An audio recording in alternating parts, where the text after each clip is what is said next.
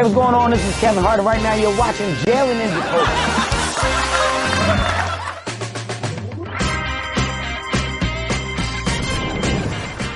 He's Jalen Rose. What I'm up, David Joe? Jacoby. We are Jalen and Jacoby. What is it that we do? We give the people what they want.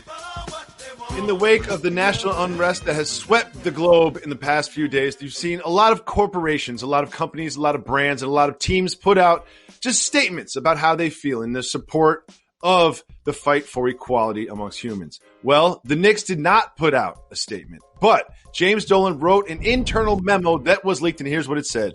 Quote, as companies in the business of sports and entertainment, however, we are not any more qualified than anyone else to offer our opinion on social matters. What's important is how we operate. Our companies are committed to upholding our values, which include creating a respectful workplace for all, and that will never change. What we say to each other matters. How we treat each other matters, and that's what will get us through this difficult time. Jalen, what do you think about the fact that he wrote an internal memo about the lack of a public statement? If this seems like suppression and or a bully tactic to those that work for you and or under your tutelage, it is. But I hate to remind everybody, it's not just Madison Square Garden or the Knicks that have this overtone about their corporation and business. A lot of them, if not many of, not most of them do. It's just that he put it in the memo. For most others, it's just understood. Same premise. He doesn't want people to comment on social issues. You can name whatever business that you want. Anything you post on IG, Twitter, Facebook, you have to be accountable for it as it relates to your employer. That's why I always talk to young people about using social media to your benefit, not your detriment. What's wild to me is he acts like there's some sort of lack of expertise. Like we haven't studied this enough. We're not experts on this, so we're not qualified to offer our opinion. But that's the thing is, it doesn't take expertise to watch the video of George Floyd die underneath the knee of a police officer to look at that and just viscerally say, you know what? That's bad. That was wrong. We as a company, me as an individual, us as a collective, we are against this murder. Murder is pretty binary. Like you're either for it or against it. And it really seems to me that there's no level of expertise. There's no qualification. There's no degree that you need to get in anything to come out and just say murder is bad. What happened in Minneapolis, the death of George Floyd, was wrong. And we stand against that. Like, how hard is that, Jalen? The brutality of criminals with badges and guns have been going on for as long as black and brown people have been in the United States of America, Jacoby. And you're talking about the same James Dolan who used security and forces to have Charles Oakley removed from the building. You talking about that guy? The same one that denied entry to Spike Lee? Okay, so again, this could be an easy topic to make him a punching bag, but I will say this. Don't act like in corporate America, the majority of companies don't feel this way. They just don't print it in a company letter like he did. Well, I'm glad you brought up the instance because this is not sort of the only thing that he has done. Now, I do want to point out that he has hired a lot of African-American for prominent positions, especially in the New York Knicks. But, you know, you remember this, that he told fans to root for the Nets. The altercation with Charles Oakley, banning a fan from MSG for speaking up about him, the public feud with Spike Lee in that video. Like, he's a habitual line stepper. And my question for you is, as someone who has played in the NBA, how do you feel if you are a member of the Knicks? How do you feel if you are a free agent considering the Knicks? How do you feel if you are a draft prospect about to get picked by the Knicks? So you have to be able to separate the two, Jacoby, because we've made accusations and held accountable a lot of different prominent people for teams. It doesn't mean that they still don't have great players in uniform because that's their job. So I don't think with the shakeup that they've done in the front office, I think they've actually improved their position and their basketball decision making. So therefore, if people will consider coming to New York City, I still, after all of this, believe the Knicks are going to be a viable option and will be landing somebody that's a game changer. I do love the hire of Leon Rose. You know what I mean? I like the involvement of Steve Stout, but it just seems like anytime the Knicks start to gain a little bit of momentum, just to start to sort of like repair the reputation that they have in the world amongst NBA fans, they take 2 steps back every time they take 1 step forward. And this is just so tone deaf. Read the room, James Dolan. Read the room. Do you know how this what got helped out? the Knicks? Let me tell you what helped the Knicks. What's going My help the Puma Knicks? brothers, Knox and R.J. Barrett Ball. That's what helped the Knicks. Their last 2 lottery picks. Well, they've got a lottery pick coming, and I hope it is LaMelo Ball. And I just want to ask one serious question is, this obviously is not enough. I mean, this is clearly his decision, and this is within his rights to do. But is there any chance that James Dolan violates these little things enough time where the NBA starts to sort of challenge his ownership? No. When we speak about storied brands, of course we're going to talk about the Lakers and the Yankees and the Celtics. Actually, the Knicks are worth more. I know. How about that?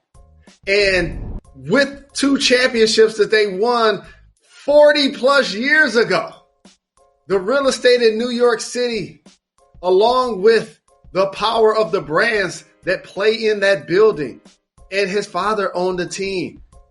And because of nepotism, it's now his, Jacoby. He's not going to be a Donald Sterling. He's not going to be forced to sell the team. I know there are a lot of people that's like, sell the team. And if I had to pay to watch them play, I would feel the exact same way over the past X amount of years.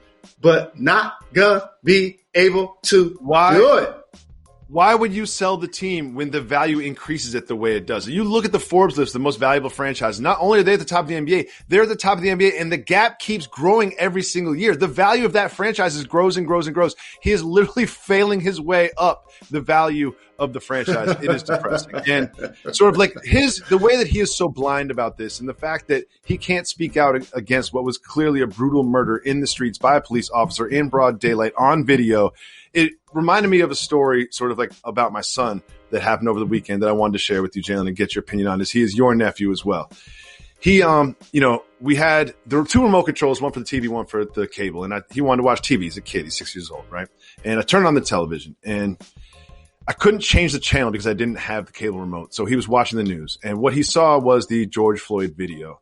And as he watched George Floyd underneath the knee of the police officer, and as he saw the police officer there, he just started to tears well up in his eyes. And I saw his lower lip quiver, and he goes, "Daddy, what is happening to that man under the car? What is happening to that man under the car?" And if you think about it like that, he has a black mother and a white father. He is biracial, and he understands that there are different races, but he obviously doesn't understand the complexity of the history of that in this country. And he doesn't understand sort of how polarizing it is right now and the tension that's happening right now. All he is a blank piece of paper, an innocent young boy looking at this image, and he can immediately decipher what is right and what is wrong.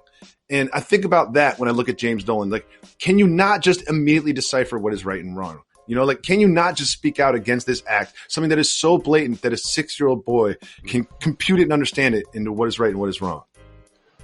I appreciate you sharing that story because, information is valuable and youngsters lose their innocence so very early with television, radio, and social media, because I know that was something that you would have hoped to gently explain to him and show him and guide him through, versus like just throwing him in the pool literally and him just seeing it. And so I admire how you handled that and how his outlook was so innocent. It reminds me that hate is taught. And just think about this. He now, as a young man, gets to have idols in the United States that look like me, yet a father that looks like you, and a mother that looks like his. So we are making progress and we're inching towards it.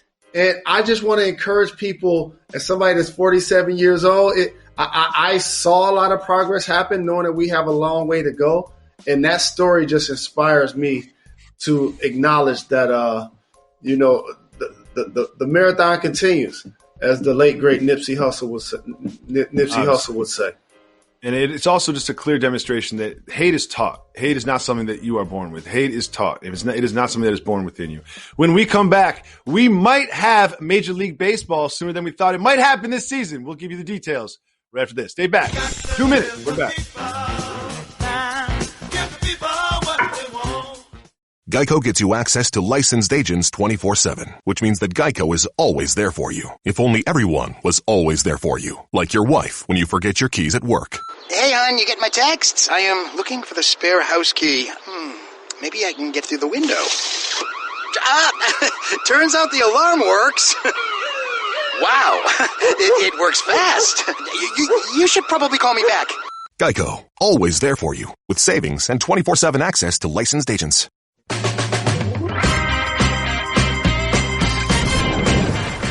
Welcome back to Jalen and Jacoby. The bat has returned. That must mean it's time to keep it moving. If you want to discuss the topic, you say hit the brakes. If not, we will keep it moving. First up, MLB is close to getting a deal done for a 50-game regular season. Jalen wants to hit the brakes. Do you think this is a good deal for both the players and the teams, a 50-game regular season? I think it's going to be a good deal if they're able to play baseball, especially publicly, how it sounded like these sides were so very far apart, and they understand the magnitude of what baseball will mean to help heal the country, but also just the damage it would do to the sport if they did not play. The question mark I would have is, unlike the NBA, Jacoby, I think Major League Baseball's champion will get an asterisk. They're going to play a third of the season. They're gonna play a third of the season and then go to the playoffs. Not really many teams make the playoffs and then have a World Series champion. That's a good point. I do feel like this would have a much bigger asterisk on it than any other league if they only played 50 games. Moving on, Deshaun Jackson wants players mic'd up if there are no fans. I do keep too. Moving or hit the break. Get healthy soon, D. Jax. Keep it moving for now. We keep it moving. We keep it moving. Aaron Donald bought himself an exorbitant birthday present. The brakes. You know how we feel about our birthdays, Jacoby. The chain. Look at the chain that Aaron Donald bought himself. I gotta say something though. Soft move buying yourself a birthday present. Like, you don't gotta buy yourself something. I don't buy myself a birthday present. You ain't been rich long enough. When you start realizing you're spending all your money on everybody else, and then you look down at your phone and all they do is complaining about what you ain't doing for them when you ain't doing it. It's like Chris Rock said in Dead Presidents. If I could be where everybody wanted me to be when everybody wanted me to be there, I'd be confused. Happy birthday, Aaron Donald. Got to get some security to walk around with that thing. Happy birthday, Mr. Donald. For sure. He fight nice. If I did have your money, I would buy myself a birthday present as well. Next up, some new information about my number one prospect in this year's draft, LaMelo Ball. Break. I love LaMelo Ball so much, and finally the rest of the world is starting to catch up. The Cleveland Plain Dealer is reporting that if the Cavaliers have the number one pick in the draft, they would use it on LaMelo Ball. Jalen, what do you think about making LaMelo Ball a risky pick, even though I have him as the number one, your number one pick in the draft? Shout out to Dan Gilbert, who's dealt with some health issues, a supporter of JRLA. Here's what I'll say. If the Cavs get the number one pick again, there'll be some upset teams in the league. That's a great point. That's real. That's a great point. You get it with LeBron. You get it with Bennett. You get it with Kyrie. And then now you get it with LaMelo. There'll be some upset squads in the league. That's a really good point. Finally, we have an update on the very strange diet of Conor McGregor. Keep moving or hit the brakes. We got to hit the brakes on this one. So, Jalen, I think this is definitely cultural. Let's just take a look at what McGregor has been eating. What you see there are dead bees. Dead bees. Really? Jalen, why in the world would you ever eat dead bees? I don't understand why you eat dead bees. Is that where do you buy that at? I don't even understand. Where are those sold? They did say they were seasoned with like fruits and like Caribbean pepper. I was like, oh, maybe that'll work. Like, you know what? That does have kind of. What's one of the strangest things you eat? Some teams want 30 teams in the NBA bubble. We'll discuss why. Chitlins.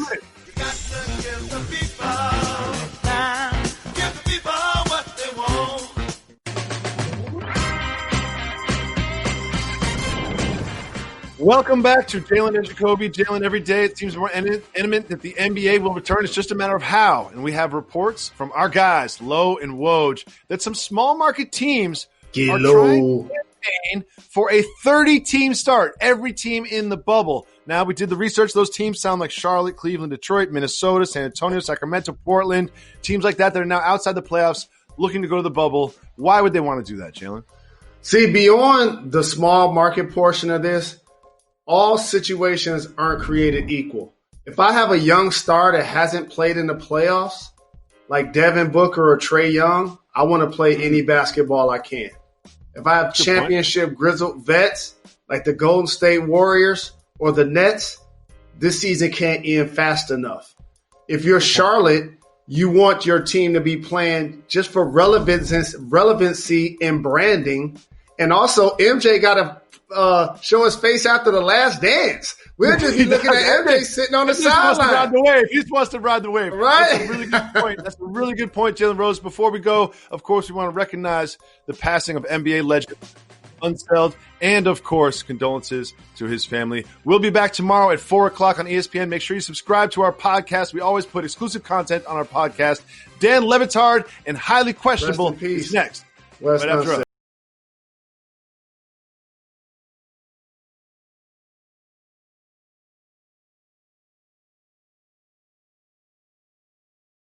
Goes all the way back to my honeymoon. We took a honeymoon to Thailand. And when you go to Thailand, next to every single toilet in every single hotel, they've got sort of a little handheld hose.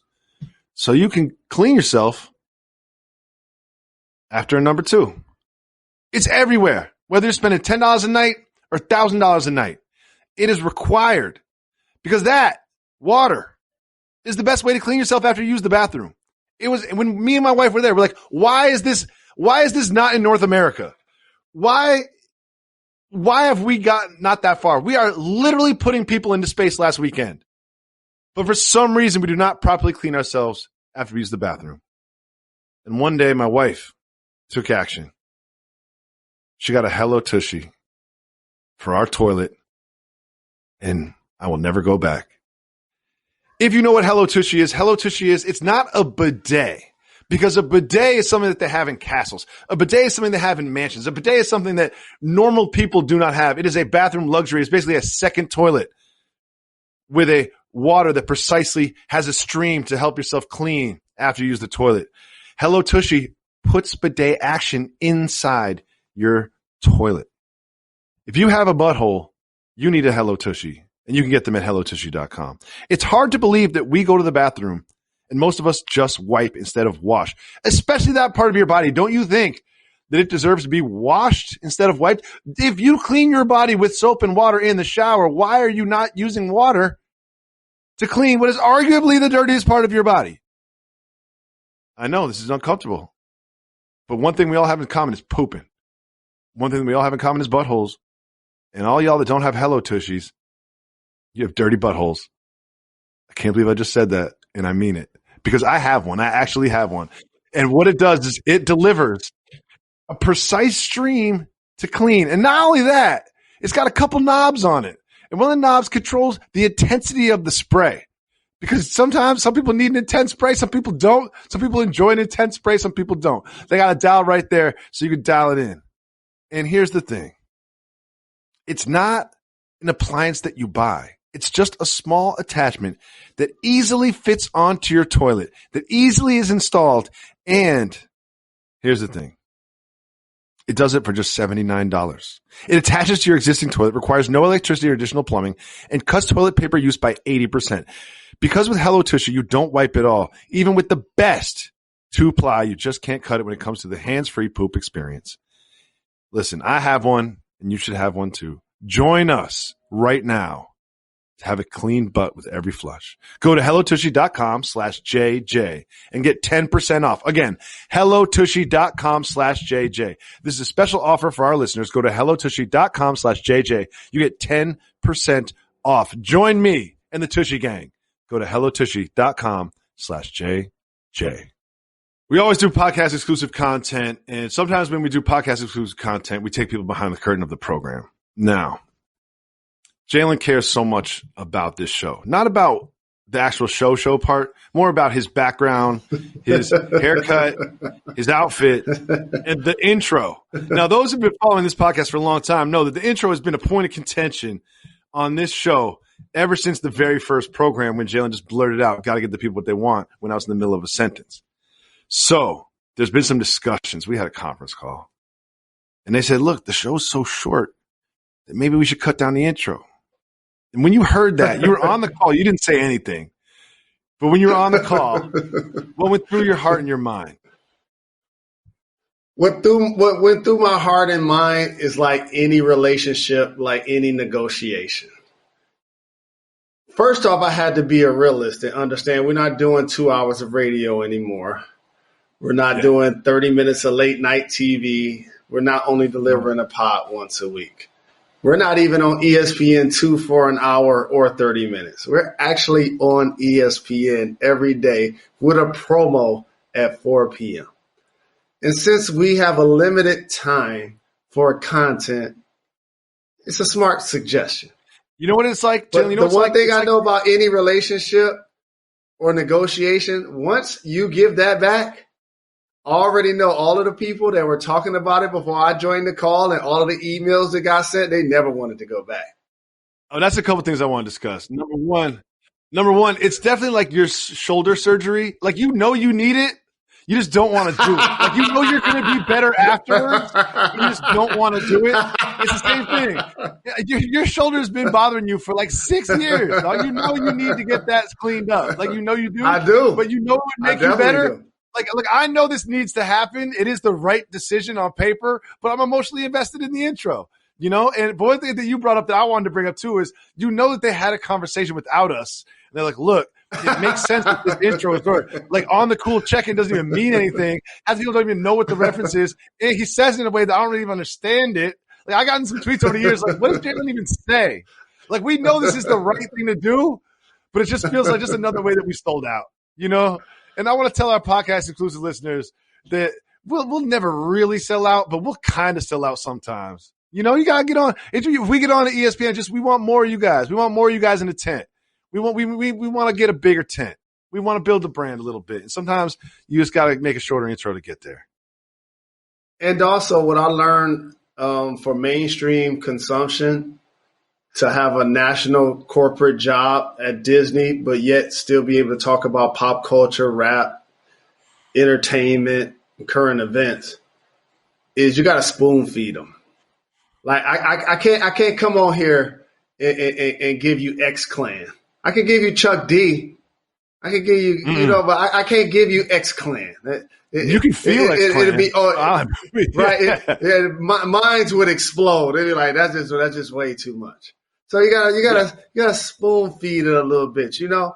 And I appreciate the dialogue that has happened in my texts, in my emails, on this show with you, and amongst so many of my white friends.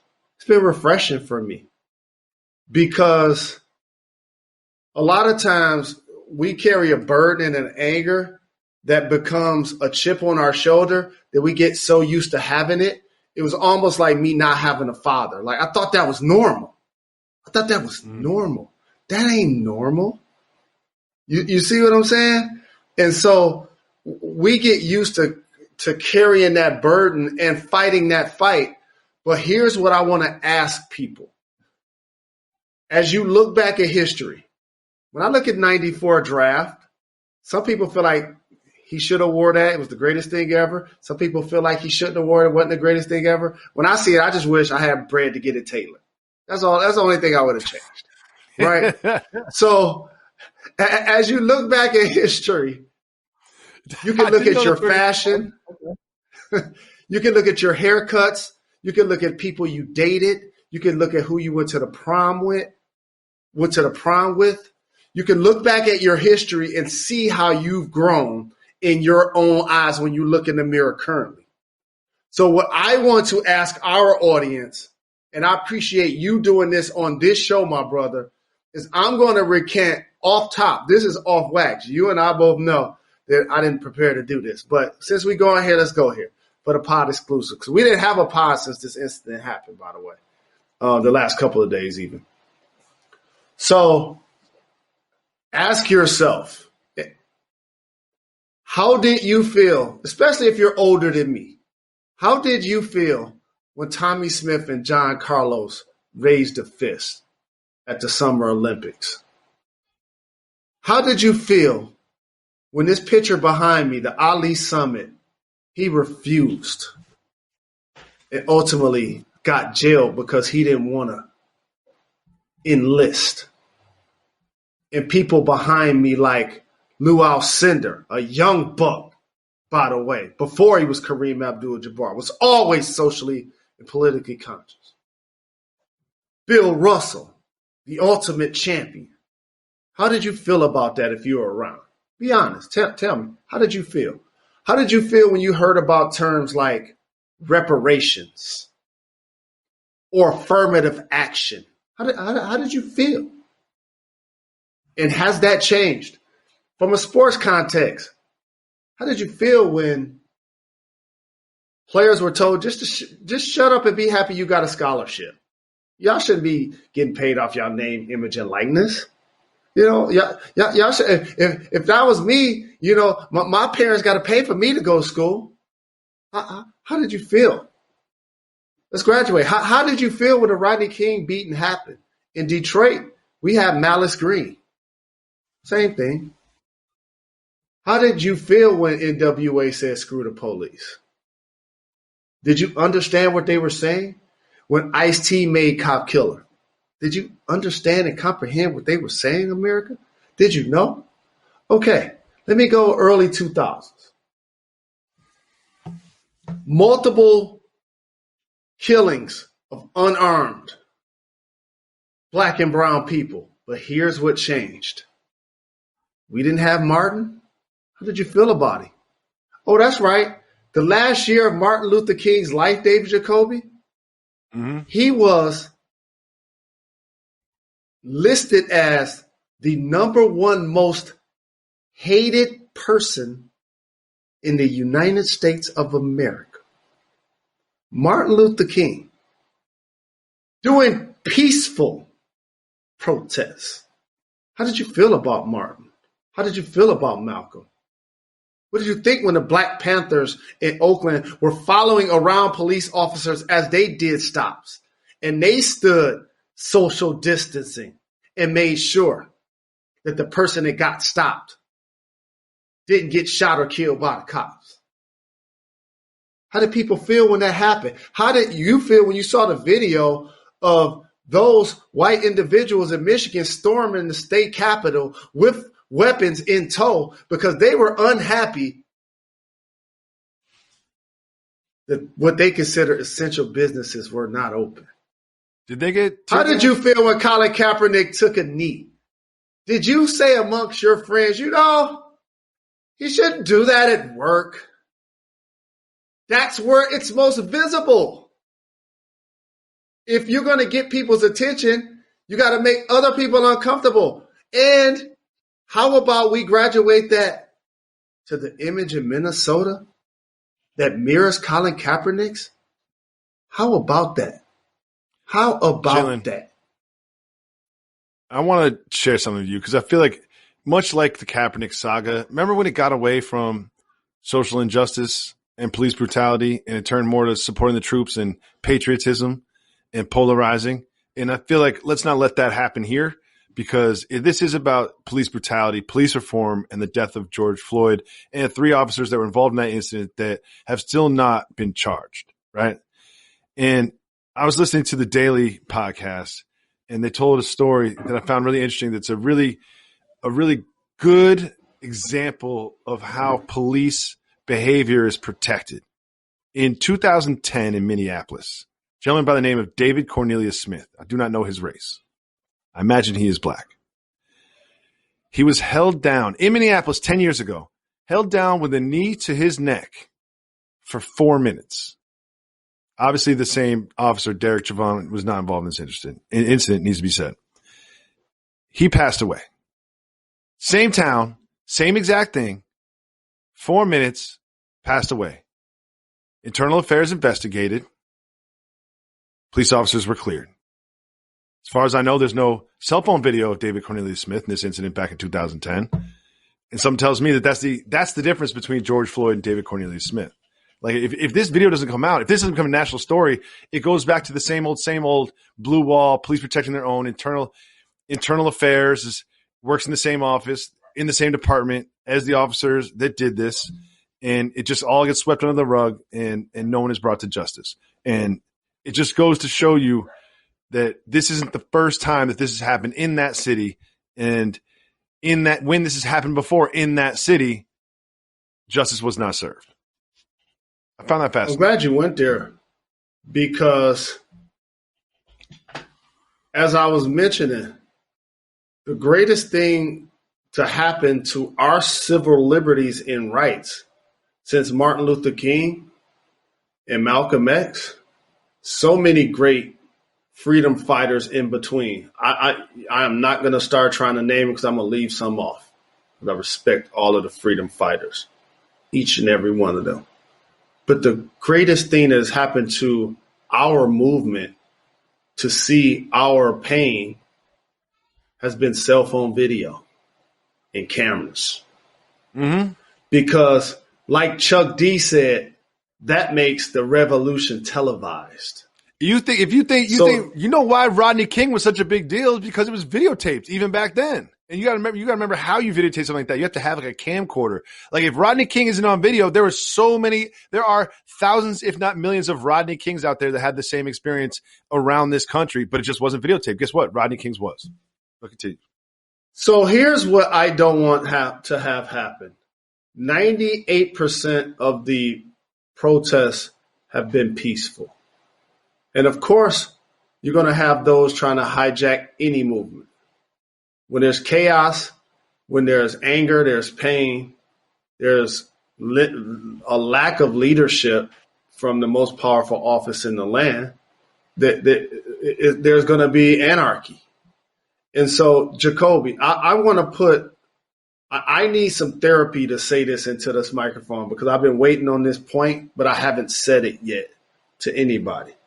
Podcast As I watched the riots and I watched the burning, as somebody that was born in Detroit right after the 68 riots, that moved to Los Angeles in 94 right after the Rodney King riots, watching the looting and see people dumbfounded by why it was happening made me feel like I needed to say what I'm about to say. For those who did not grow up in the neighborhood or in an urban environment or grow up poor or broke, sometimes in particular it happens through rap music or the culture that in reverse you romanticize about what it's like to be in the hood because you didn't necessarily have to grow up there. I remember just like people asking me about it and, have I ever seen somebody get shot or, whatever, like just wanting to know my ghetto tales type of thing. When you see people burning up their community, the best example I can give you would be the equivalence of prisoners burning up the yard.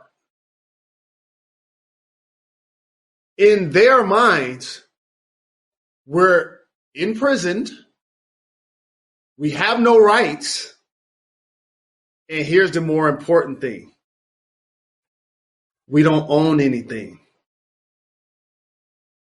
Mm. So it's like you would think if you're going to riot or loot your own community, it's not a black book that says, hey, these are all of the stores that are mom and pops. Don't hit those 50 stores because they're black owned.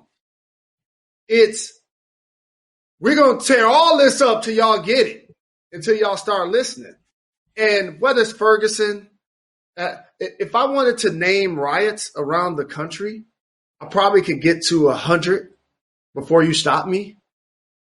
And so I think the pandemic, Jacoby, and the coronavirus has forced everybody to sit still. Just like watching Last Dance. Sit still. and really digest when we're not moving what's actually the undercurrent of our society. And so the next challenge is going to be, what do we do to fix it? And if you're from an urban environment, I'm going to give you the steps.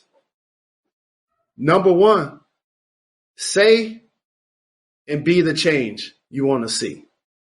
Don't just talk about, do it. And it doesn't cost money to give back to your community. That's number one.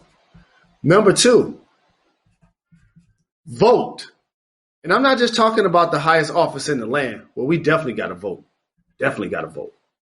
Talking about prosecutors, talking about senators, mayors, governors, and definitely the president. We got to vote. And so the way we are stomping now, as we should be, in peace, I want to be a beacon to make sure that we are doing the exact same thing when it's time to vote and make some change. And that's also something I was talking about yesterday with the rage you felt on the 25th of May versus the relative rage you felt on the 24th of May before you saw the George Floyd video. And the George Floyd video was an important catalyst, an important remembrance, an important element in this to bring this issue to the forefront that is so much bigger than just George Floyd's life.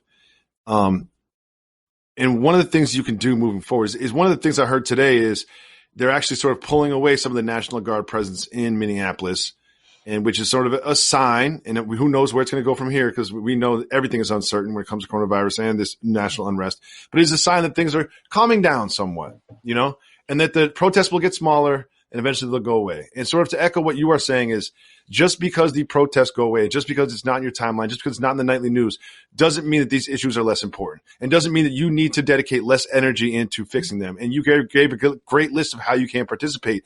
And one thing I want to say, which is two things are so important that you can do to individually change this. It's two agents you have to directly affect the future of this country and how this issue plays out for the rest of your life and the lives of your children and their children. Your vote, as you described, and your wallet. The more money you put into Black-owned businesses, the more money you put into mom and pop in your community, the more you should just be more careful of where you're spending your money. And listen, I'm not going to sit here and speak in this microphone and act like I only buy from mom and pops. I only buy from Black-owned businesses. I do not live the life. I am not the perfect role model, but what I am doing is starting to recognize that.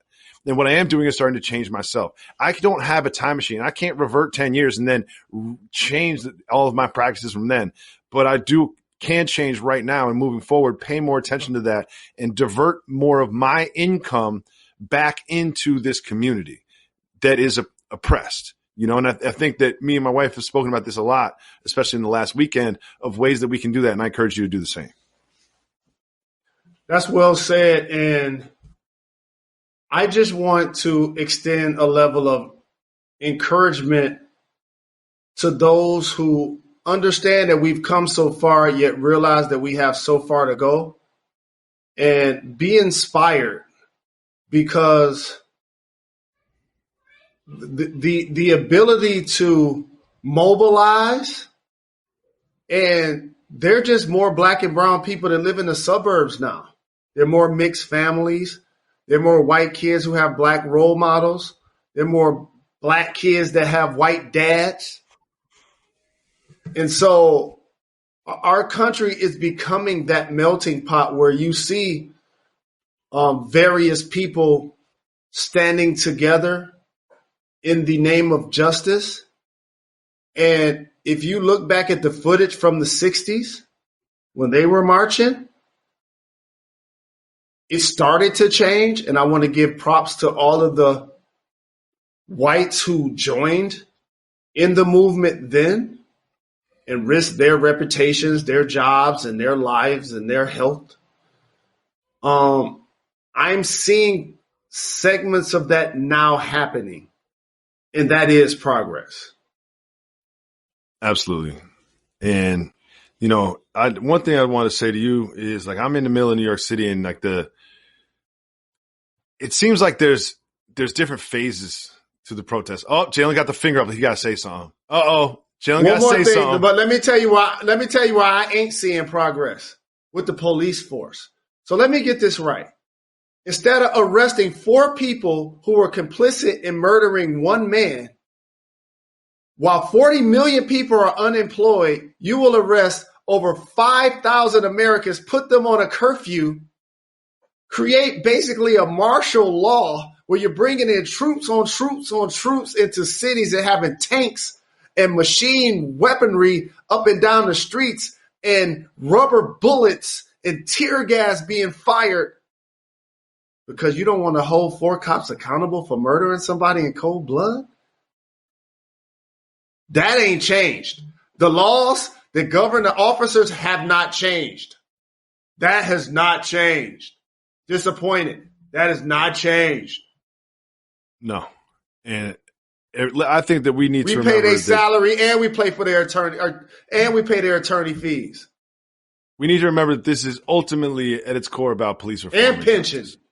I haven't heard a lot of discussion of police reform from the federal level. Let's just say that. I haven't heard a lot of discussion about police reform and hiring practices and training practices and how things can move forward. And I've seen a lot of videos of peaceful protesters just seemingly for no reason being attacked with tear gas and rubber bullets. I've seen a lot of that. I've seen a lot of police brutality in response to protests about police brutality. But here's what I love about being able to do this show on this platform with you. You know they're going to edit this all out, right? No. You got that look on your face. I'm playing. I don't think they will. You just got scared. I made me forget what I was going to say. Oh, man. I'm sorry. I broke the flow. What was we talking about? He said, here's why I love doing this show. He said, this platform. I ruined everything. Man, you're about to change the world. You're about to change the world. Yeah, I forgot what I was about to say. You know what? Guess what? We got a show tomorrow, dog. We got a show every single day of the week. And on the podcast exclusive, we can pretty much say whatever we want in the podcast exclusive. We're gonna make them write an email to us about the podcast exclusive.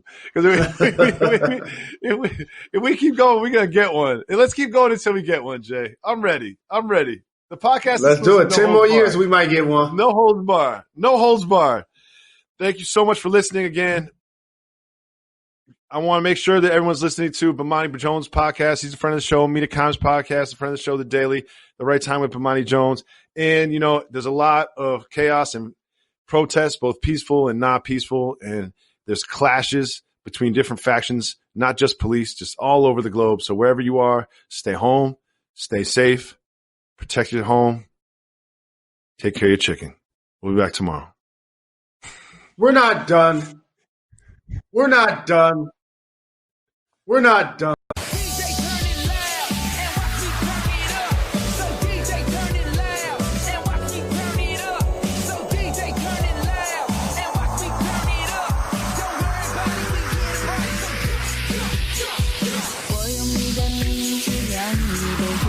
和对的甘愿，也会苦的情愿。谢谢你让我。